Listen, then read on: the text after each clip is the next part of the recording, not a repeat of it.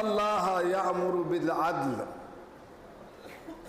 اللہ تم کو آرڈر دیتے ہیں، تم کو حکم دیتے ہیں، اللہ حکم دیتے ہیں کہ انصاف کی زندگی اختیار کرو، ہر ایک کے ساتھ انصاف کرو۔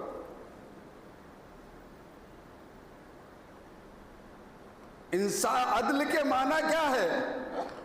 ایک عالم نے تفسیر سے میں لکھا العدل هو الاسلام،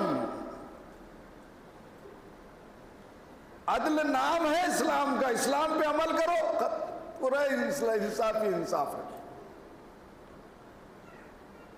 عدل نام ہے اعتدال کا زندگی میں، میانہ روی کا، کہ ہماری زندگیاں افراط و تفریط سے پاک ہو اور اللہ کا جو حکم ہے درمیانی اس پر عمل کرے۔